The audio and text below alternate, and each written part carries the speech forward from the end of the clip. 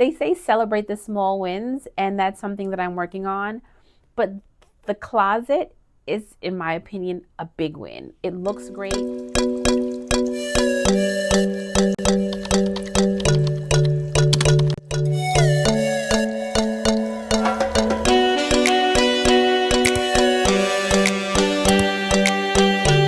Hello everyone, and welcome to the final episode of my bedroom closet makeover. In episode 1, I highlighted the brass closet rod brackets that I unearthed under 60 years of paint, also known as the Landlord Special. In episode 2, I focused on picking the paint color, and what a doozy that was. I picked one paint color that I thought was the perfect color for my closet, only to be greatly disappointed and out a whole lot of money. And I think that just speaks to the fact that we aren't perfect, the process isn't perfect, and sometimes when we trust the process, we are deceived. And so in today's episode, which is the final episode of my closet makeover, I want to focus on storage and improving functionality of the closet. So I'm sitting in my bedroom, and right behind me, as you can see, is the closet. And while the closet is not completely done, it's the most functional it has been since I've lived here for 17 years, which is crazy, right? Because you say to yourself, well, how do you exist in a space with a closet or a space that is not functional? And we do it. We adjust, we ignore. And I finally decided to address the storage issue in my closet. And I think I did it. I'm gonna stop chatting and follow along with the video as I turn my drab closet into something absolutely fabulous. Good morning, good morning, good morning. I've decided to put extra storage inside of my closet. And I found two drawer nightstands that are small enough to fit in the closet, and I found them on Facebook Marketplace. So originally I went to IKEA because IKEA said they had it, and when I got there they didn't have it.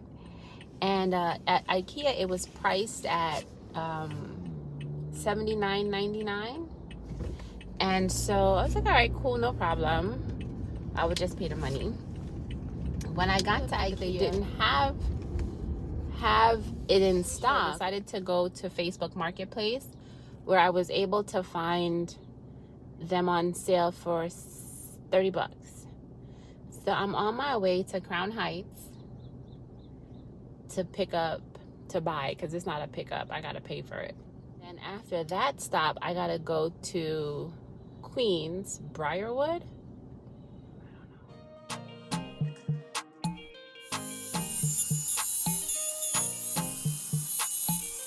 I trimmed the base of the cabinet, then added a piece of pine for structural stability.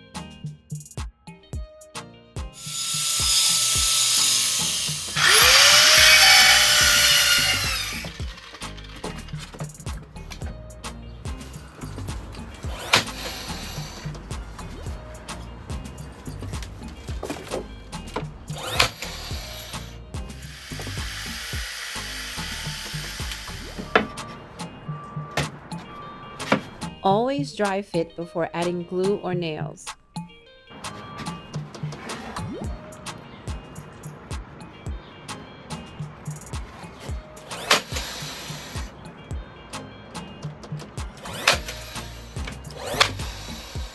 Now that the base is added, the night table will be more structurally sound. When working with IKEA furniture, it's important to sand the furniture using 80 grit sandpaper and prime with 2 coats of a water-based primer. Once the primer is dry, follow up with something durable like a cabinet paint. If you've made it this far into the video, don't forget to like, subscribe, and leave a comment below. Using the same trim on my walls, I used my miter box and cut the trim, attach it to the drawer fronts using wood glue and my nail gun.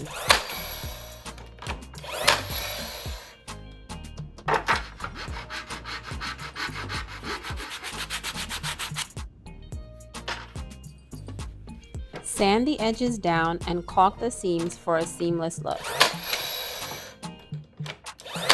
Once the trim is installed, prime and paint it.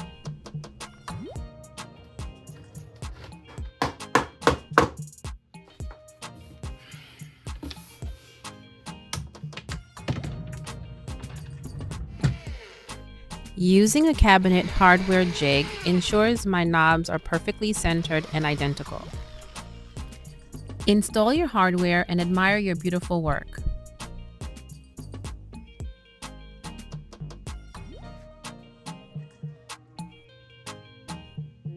I added a floating shelf. Now, I think we all can attest, especially for those of us that have tons of lotions and powders and creams, and then you have jewelry boxes and you have perfume. If you have a small space, the top of your dresser will be overwhelmed with a bunch of junk. And so when I moved a lot of stuff into the closet, it was important to me to have a place where I could store my lotions and my perfumes, but it looked good. And so I added this floating shelf, and honestly, I learned a lot in this process because there's so many things I would do differently the next time, because there is going to be a next time I install a floating shelf, but it looks great. Now let's get started on the floating shelf. To be completely honest, I had no idea what I was doing. I just simply watched a few YouTube videos.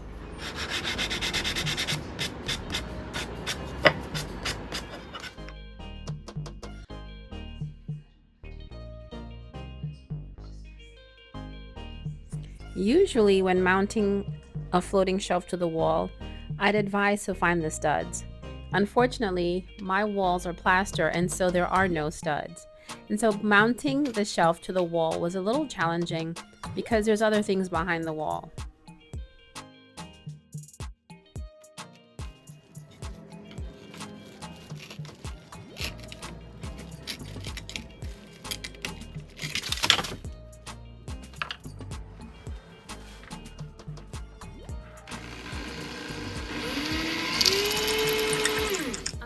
Go crazy because it's not perfectly level.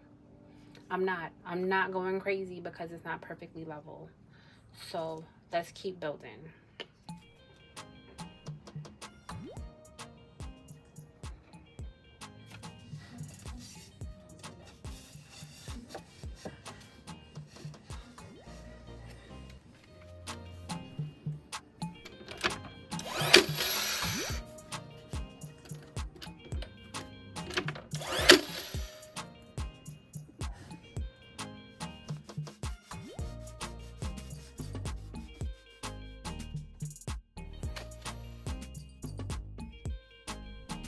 Once mounted, I added some face framing to give it a finished look.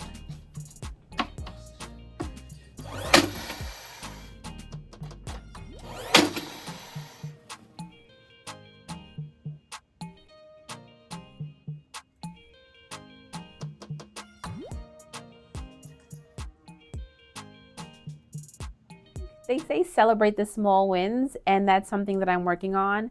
But the closet is, in my opinion, a big win. It looks great. It's sturdy. It's sound construction. Even though I walked in having absolutely no idea what I was going to do, I usually start off a project with a plan. This was a vision in my head, and there was nothing on paper. I wing it. When I say I'll wing it, this was a wing it. Yeah, I think I'm going to stop chatting because I think you should just watch the rest of the clips.